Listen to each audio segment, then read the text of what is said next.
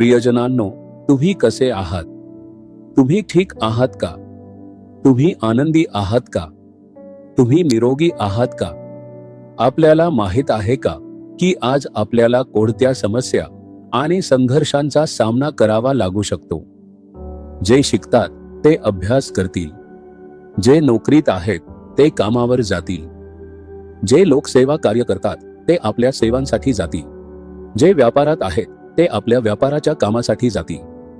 आपल्याला माहित नाही की आपल्याला कोणत्या आव्हानांचा किंवा समस्यांचा सामना करावा लागेल. म्हणून आपल्याला दररोज आपल्या जीवनात एका गोष्टीवर लक्ष केंद्रित करायला हवे. रोमकरांस पत्र अध्याय 12 वचन 11 मध्ये प्रभू म्हणतात, आत्म्यात उत्सुक असा, प्रभूची सेवा करा. प्रभू आपल्याला पाहून सांगत आहेत, माझ्या मुलांनो, आत्मिक उत्साहाने भरलेले रहा, प्रभूची सेवा करत रहा. आपल्याला प्रभूची सेवा करायला हवी. आज तुम्ही येशूसाठी कोणती सेवा करणार आहात? तुम्हाला काही मोठे उपदेश द्यायची गरज नाही. आजच तुम्हाला रस्त्यावर जाऊन सुवार्ता वाटायची गरज नाही.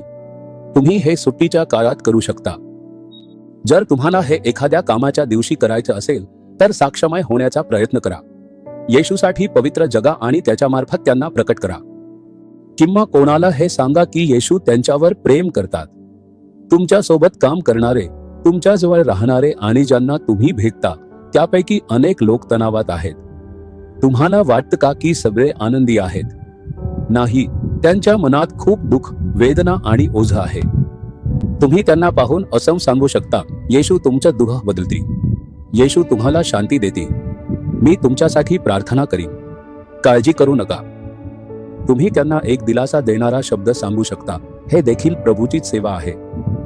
जे जखमी आहेत त्यांच्या जखमा बांधणे, जे निराश आहेत त्यांना बळ देणे, जे शांत नाहीत त्यांना शांती देणाऱ्या प्रभूशी ओळख करून देणे, हेच तुम्हाला करायचं आहे. येशूची ओळख करून देऊन त्यांची सेवा करणे. आपल्याला त्यांची सेवा करण्यासाठी सामर्थ्याची गरज आहे. म्हणूनच आपल्याला आत्मिक उत्साहाने भरलेले आणि आपल्याला पवित्र आत्म्यात उत्साही राहायला हवे. प्रभूंनी मला आपला आत्मा दिला आहे. मी आठवड्यातून एकदा चर्चमध्ये जाईन आणि अन्य भाषांमध्ये बोलेन, एवढं पुरेसं नाही. तुम्ही दररोज देवाच्या उपस्थितीत राहायला हवे. आत्म्याने भरलेलं असायला पाहिजे. अन्य भाषांमध्ये बोलायला हवे आणि स्वतःला बळकट करायला पाहिजे. ज्याप्रमाणे आग चांगली पेटवायची असेल तर तिला फुंकर द्यावी लागते. ती व्यवस्थित पेटली की तीच उपयोगी ठरते. त्याचप्रमाणे देवाचा आत्मा आपल्या आत सतत प्रज्वलित राहायला हवा. यासाठी तुम्हाला प्रार्थना करावी लागेल. जर तुम्ही आत्म्याने भरून प्रार्थना केली तर तुम्ही बळकट व्हाल. मग तुम्ही सहजपणे येशूचा प्रचार करू शकता. आज तुम्ही कोणाला तरी त्यांच्या विषयी सांगणार आहात आणि ते आशीर्वादित होतील आणि त्यांना उद्धार मिळेल. आत्मिक उत्साहाने भरून राहा. येशूची सेवा करा. प्रभू तुम्हाला आशीर्वाद देतील. प्रभू, मी या मुला मुलीसाठी प्रार्थना करतो. त्यांना आत्मिक उत्साहाने भरून राहण्यासाठी सामर्थ्य द्या. त्यांची सगळी निराशा दूर करा. त्यांना आपल्या सेवेसाठी वापरा. मी येशूच्या नावाने प्रार्थना करतो. आमेन, आमेन.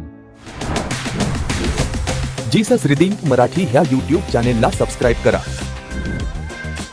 सबस्क्राईब बटनावर क्लिक करा आणि बेल चिन्हावरही क्लिक करा. दररोजच्या नवीन कार्यक्रमांची माहिती मिळवा.